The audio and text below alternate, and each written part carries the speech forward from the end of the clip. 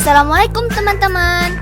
Kami dari kelompok 1 yang beranggotakan Dara Jelita Lucianda, Dian Septiarini, Nabila Zulhijjah, dan Repaldi Pratama. Di sini kami akan membahas tentang analisis laporan keuangan pendahuluan.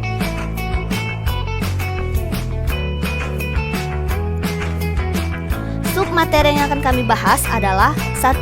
Pengertian laporan keuangan, 2. Pentingnya laporan keuangan, 3. Sifat laporan keuangan, 4. Keterbatasan laporan keuangan, 5. Perlunya pemeriksaan oleh akuntan, dan pengertian neraca.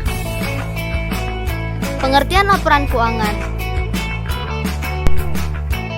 Laporan keuangan adalah laporan yang menunjukkan kondisi keuangan perusahaan pada saat ini atau dalam periode tertentu. Laporan keuangan merupakan bagian dari proses pelaporan keuangan. Laporan keuangan yang lengkap biasanya meliputi 1. Neraca, 2. Laporan laba rugi, 3. Laporan perubahan ekuitas, 4. Laporan perubahan posisi keuangan, 5. Catatan dan laporan lain. Dan laporan keuangan juga bertujuan untuk memberikan informasi keuangan suatu perusahaan. Pentingnya laporan keuangan. Pertama, memantau perkembangan bisnis, yaitu untuk mengetahui posisi bisnis pada periode tersebut dan menentukan strategi bisnis ke depan. Kedua, mengetahui jumlah aset, yaitu untuk mengetahui berapa banyak aset yang sudah dimiliki. Ketiga, kontrol biaya, yaitu untuk mengetahui berapa biaya yang dikeluarkan dalam satu bulannya. Keempat, mudah dalam menghitung pajak, yaitu untuk menghitung berapa total pajak perusahaan atau bisnis yang harus dibayarkan. Kelima, yaitu pantau hutang yang terlihat, yaitu untuk mengetahui secara pasti berapa banyak hutang yang dimiliki. Keenam, yaitu alat pengambilan putusan, yaitu sebagai informasi yang akurat terhadap kondisi bisnis dan perusahaan. Dan yang ketujuh adalah informasi bagi manajemen, yaitu sebagai penilai bagi investor yang telah menanamkan dana. Sifat laporan keuangan. Pertama, bersifat teoritis, yaitu bersifat teoritis artinya bahwa laporan keuangan dibuat dan disusun dari data masa lalu atau masa yang sudah lewat dari masa sekarang.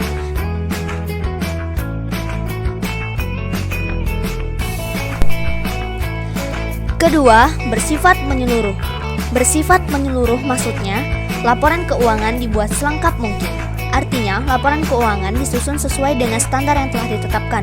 Pembuatan atau penyusunan yang hanya sebagian-sebagian atau tidak lengkap tidak akan memberikan informasi yang lengkap tentang keuangan. Keterbatasan laporan keuangan. Pertama, pembuatan laporan keuangan disusun berdasarkan sejarah atau historis, di mana data-data yang diambil dari data masa lalu. Kedua, laporan keuangan dibuat umum, artinya untuk semua orang, bukan hanya untuk pihak tertentu saja.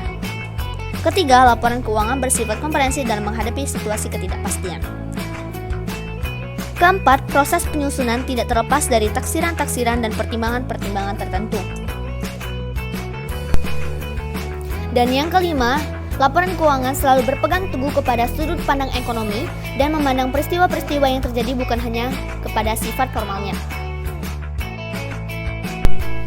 Perlunya pemeriksaan oleh akuntan. Perlu dilakukan pemeriksaan audit lebih lanjut. Tujuannya adalah agar laporan keuangan tersebut benar-benar dapat dipertanggungjawabkan kepada berbagai pihak, baik kepada pemilik maupun pihak luar perusahaan. Artinya, segala sesuatu yang berhubungan dengan aktivitas perusahaan harus dilaporkan dengan benar. Pihak eksternal perusahaan.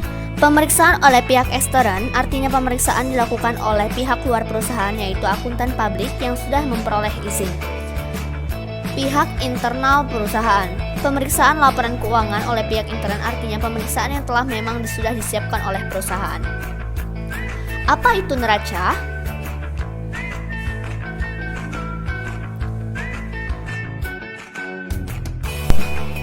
Laporan akuntansi dengan neraca ini merupakan laporan akhir periode yang akan menjadi penentu kebijakan untuk periode berikutnya. Dari neraca ini juga dapat diketahui kondisi perkembangan perusahaan pada setiap periode. Oke, terima kasih. Jangan lupa subscribe and comment.